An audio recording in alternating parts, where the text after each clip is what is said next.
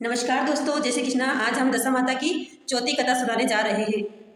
जो कि कुछ गलती हो तो माफ करना। जो कि एक साहूकार की बेटी की कहानी। एक साहूकार था, उसके परिवार था, उसमें 5 पुत्र और 5 बहुएं थी। एक पुत्री थी। पुत्री का विवाह हो चुका था, परंतु उसका गौना नहीं हुआ था। इस कारण वो अपने माता पिता के घर ही रह रही थी। एक दिन साहूकार की पत्नी दिशा माता का डोरा ले रही थी। बहुओं ने भी डोरे लिए।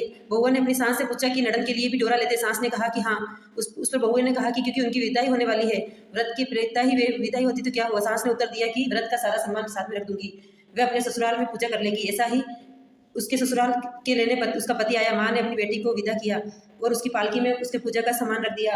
लड़की जब ससुराल पहुंची तब उसके घर के आंगन में दरी से उछा के बिठाया गया। आस पड़ोस की महिलाएं बहू को देखने आई। तब उसकी सुंदरता और गहनों की तारीफ करने लगे। किसी की निगाह उसके गले में बंधे डोरे पे पड़ गई। वह बोली कि बहू की माँ बाहू टोटके वाली है। उसकी बात सुनकर उसके डोरा देखने लगी। सब औरतें, सब स्त्रियां डोरा के बारे में चर्चा करने लगी। शाम को 7 बजे घर की सारी स्त्रियां उसी डोरे पर चर्चा करने लगी।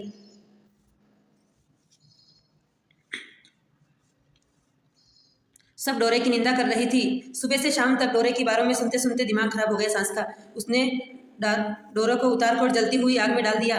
डोरा जलता हुआ घर में रखा सब जल गया।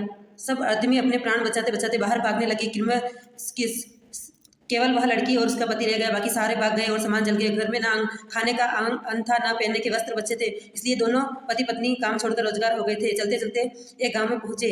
लड़की ने अपने पति से कहा कि तुम यहाँ बाहर झोंको, मैं कोई काम ढूंढती हूँ। पत्नी का कहना मानकर वह बाहर झोंकने लगा। स्वाम एक कुएं पे जाके बैठ गया। कुएं पे पानी भरने आया करती सारी स्त्रियां तो, परंतु उन्होंने अपनी नड़न को नहीं पहचाना।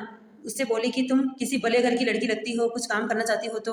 लड़की बोली काम तो मैं करूंगी, पर कुछ काम है नहीं। बड़ी भाभी बोली कि हमारी नड़न ससुराल चली गई है, हमारे बच्चों की देखभाल करते रहना और हमारे घर के शीतल लेकर सारा भोजन बना लिया करना। ऐसे काम लड़की ये काम सुनकर राजी हो गई। लड़की की भाभी उसको अपने घर ले गई। सास से बोली कि कुएं पे एक अनाथ लड़की है, वह हमारे घर रहने और बच्चे की देखभाल करने की राजी है, इसलिए आप कहो तो हम इसे रख ले। सास ने कहा खुशी से रख लो, परंतु अपने में गले मत पड़ना। सब बहुएं राजी हो गई। वह वापिस कुएं पर आई और उसे घर ले आई। वह अपने भतीजे को देखभाल करने लगी अपने जीवन। एक दिन दशा माता का डोरा लेने का समय आया। सास के कहने पर सारे बहू ने डोरा ले लिया। बहू ने सास से पूछा कि क्या इस लड़की का भी डोरा लेना है। सास ने कहा हाँ। बहू ने कहा इसी प्रकार आपने नड़न जी के लिए भी डोरा लिया था, परंतु पूजा से पहले ही विदा हो गई। इस लड़की का डोरा दिलाना चाहते हो? यदि ये भी पूजा के पहले चली गई तो क्या होगा? सास बोली कि तुम्हारी नड़न ने अपने घर जाकर पूजा की होगी। यह लड़की अब पूजा होने तक इसी घर में रहेगी तो अपने आप पूजा में शामिल हो जाएगी। यदि कहीं चली गई तो वहां पे भी ये पूजा कर सकती है।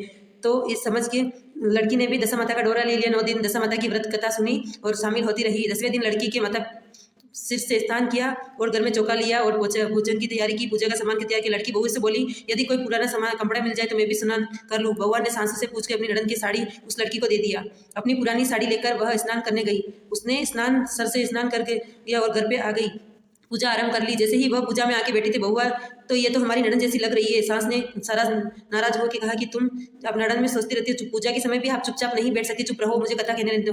तुम्हारी बातों से कथा में विघ्न पड़ता है। बहुएं चुप हो गई और सारी स्त्रियां पालन किया और लड़की ने भी पालन किया। उसके बाद स्त्रियां ने एक दूसरे का सर गुदने लगी।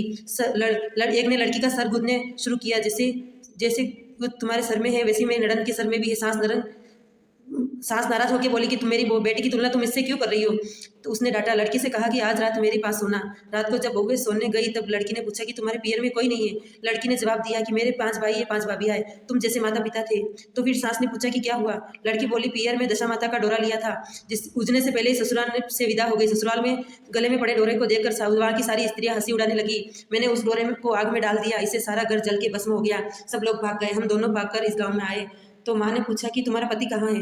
वह बड़बूजे के यहाँ भाग चुका है। दशा माता के प्रकोप से हमारी ये हालत हो गई। वह समझ गई ये लड़की कोई और नहीं, यह मेरी बेटी ही है।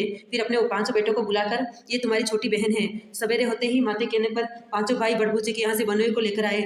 उसको स्नान कराया और उनको वस्त्र पहनाए। कपड़े पहनकर वह साहूकार दिखाई देने लगा। वह कुछ दिन ससुराल में लेकर घर पे पहुंचा। घर पहुंचते ही पहले जैसे लड़के सब सुख रह रहे थे, उसके बाद उसकी पत्नी विद्या को घर ले गया। वह दशा के विचार करते हुए जा रही थी कि रास्ते में एक नदी पड़ी। नदी में स्नान करा के दशा माता का डोरा लिया। वह अप्सरा बोली कि यदि इससे उच्च वर्ग की स्त्री हो तो उसे ये डेरा दे देना। उन्होंने डोली की में जब पता किया कि वह डोरा उस लड़की को दे दिया। नड़न के ससुराल पहुंची तो सास ने थाली सजाई और उसका स्वागत किया और दस्तूर हो जाने के बाद उस लड़की को आसन पर बैठाया गया। आसन पर बैठने के बाद लड़की ने कहा कि पहला आप लोगों ने पहली बार दशा माता का डोरा के लिए अपशब्द बोले थे, इसलिए सारे लोग बिछड़ गए और घर का धन दान भी नष्ट हो गया। बड़ी मुसीबतें उठाने के बाद अच्छे दिन आए हैं।